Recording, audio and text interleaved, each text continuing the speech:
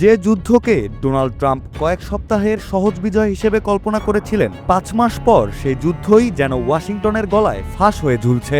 ইরানকে নতজানু করার স্বপ্ন নিয়ে শুরু হওয়া সামরিক অভিযান এখন উল্টো মার্কিন অর্থনীতিকেই চাপে ফেলে দিয়েছে।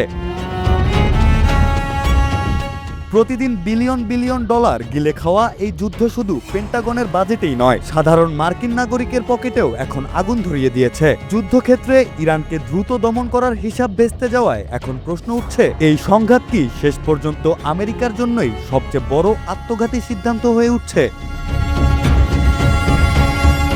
ব্রিটিশ দৈনিক দ্য টেলিগ্রাফের এক বিশ্লেষণে বলা হয়েছে, ২৮ ফেব্রুয়ারি যুদ্ধ শুরুর সময় ট্রাম্প প্রশাসনের ধারণা ছিল ৪ থেকে ৫ সপ্তাহের মধ্যেই অভিযান শেষ হবে, কিন্তু সেই হিসাব সম্পূর্ণ ভুল প্রমাণিত করেছে ইরান। আগস্টের দ্বারপ্রান্তে পৌঁছেও যুদ্ধ অব্যাহত থাকায় ব্যয়ের পরিমাণ পেন্টাগনের প্রাথমিক অনুমানকে বহুগুণ ছাড়িয়ে গেছে।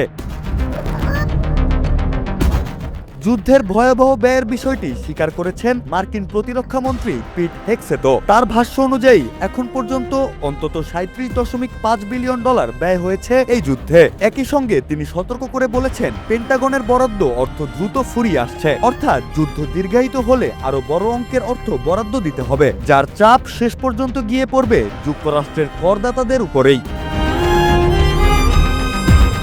বিশেষজ্ঞরা বলছেন, ইতোমধ্যেই মার্কিন জনগণের দৈনন্দিন জীবনে স্পষ্ট হয়ে উঠছে। বিশ্লেষণে বলা হয়েছে, যুদ্ধ না হলে যে দামে জ্বালানি বিক্রি হওয়ার কথা ছিল তার তুলনায় যুক্তরাষ্ট্রে পেট্রোলের দাম বেড়েছে ২১.৭% এবং ডিজেলের দাম বেড়েছে ৩৬.৭%।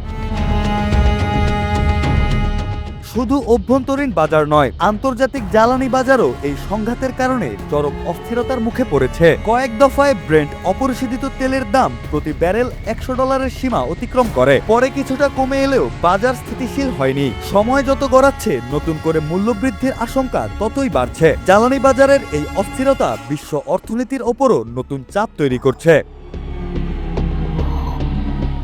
দ্য টেলিগ্রাফের বিশ্লেষণ অনুযায়ী, যুদ্ধ শুরুর পর থেকে ইরান মধ্যপ্রাচ্যে যুক্তরাষ্ট্রের অন্তত ২০টি সামরিক স্থাপনায় ক্ষয়ক্ষতি করেছে। এর মধ্যে সংযুক্ত আরব আমিরাতের আল রুয়াইস ও আল সাদের ঘাঁটি এবং জর্ডানের মুয়াফফাক সালতি বিমান ঘাঁটির অত্যাধুনিক ক্ষেপণাস্ত্র প্রতিরক্ষা ব্যবস্থাও রয়েছে।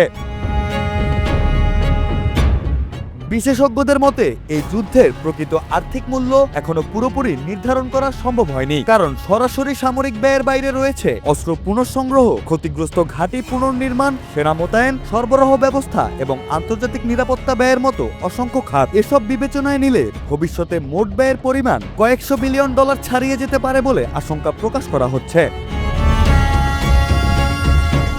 সমরবিদরা জানিয়েছে, যুদ্ধ দীর্ঘায়িত হওয়ার ফলে যুক্তরাষ্ট্র শুধু অর্থনৈতিক চাপেই পড়েনি, বরং আন্তর্জাতিক অঙ্গনে তার সামরিক সক্ষমতা ও কৌশলগত বিশ্বাসযোগ্যতাও প্রশ্নের মুখে পড়েছে। দ্রুত বিজয়ের যে বার্তা দিয়ে অভিযান শুরু করা হয়েছিল, বাস্তবে তার বিপরীত চিত্রই সামনে এসেছে। দীর্ঘস্থায়ী সংঘাত যুক্তরাষ্ট্রের প্রতিপক্ষদেরও নতুন করে সাহস যোগাতে পারে বলে তাদের আশঙ্কা। যে যুদ্ধকে ট্রাম্প প্রশাসন শক্তি প্রদর্শনের প্রতীক বানাতে চেয়েছিল, সময়ের সঙ্গে সেটি এখন ব্যয়বহুল এক বোঝায় পরিণত হয়েছে। প্রতিদিনই বাড়ছে সামরিক খরচ, অস্থির হচ্ছে জ্বালানি বাজার, চাপ বাড়ছে সাধারণ মানুষের জীবনযাত্রায়। প্রশ্ন এখন একটাই, ইরানকে চাপে ফেলতে গিয়ে যুক্তরাষ্ট্র কি শেষ পর্যন্ত নিজের অর্থনীতিকেই সবচেয়ে বড় ক্ষতির মুখে ঠেলে দিল?